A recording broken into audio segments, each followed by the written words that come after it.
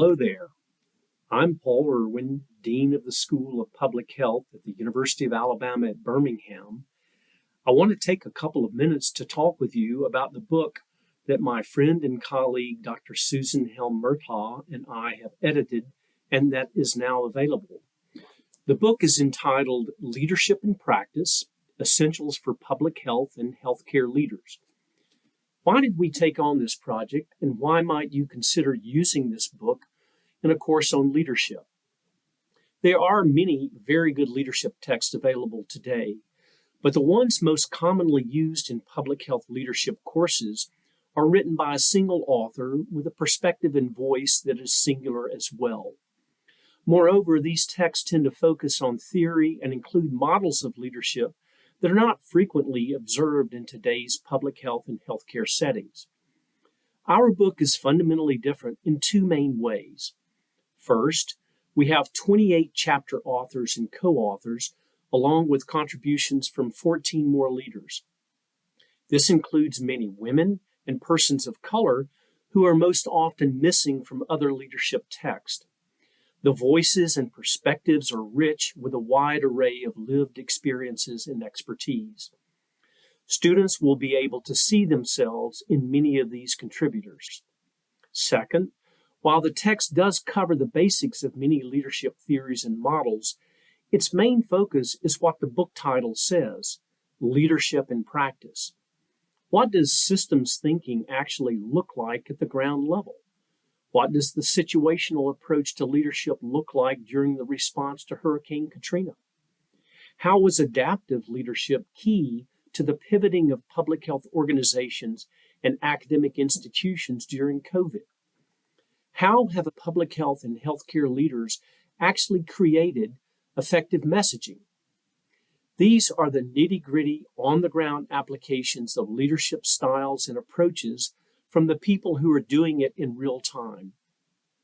We think you and your students will resonate with many narratives throughout the text, and that this will serve both to inform students of their own leadership potential and capacity and to stimulate their interest in leadership as an amalgam of science and art. And I'm Susan Helm-Murtaugh, Assistant Professor at the University of North Carolina Gillings School of Global Public Health.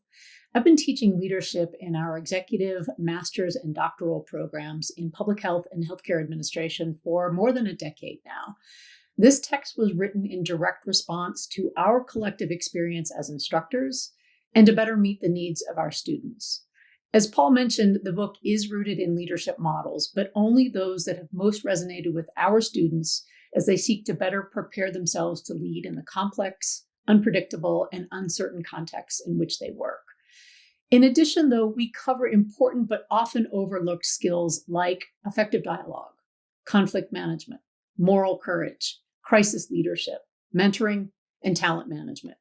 We've also included a chapter based on emerging research that outlines practical strategies to enable public health and healthcare leaders to communicate more deeply and meaningfully with communities of all backgrounds.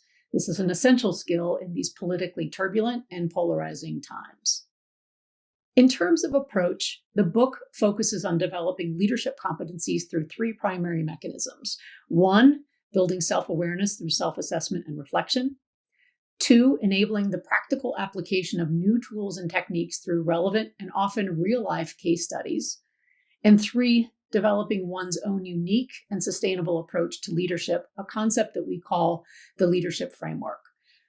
The framework concept, which has not been published elsewhere, is based on more than 10 years of working and applying this with students. It provides a holistic and systematic way for students to chart their leadership journey by bringing together what they've learned about themselves and what they've learned about leadership, both in the course and through their leadership experience. Thank you for your interest in our book. We think that you will find it to be a useful and valuable resource for you and for your students.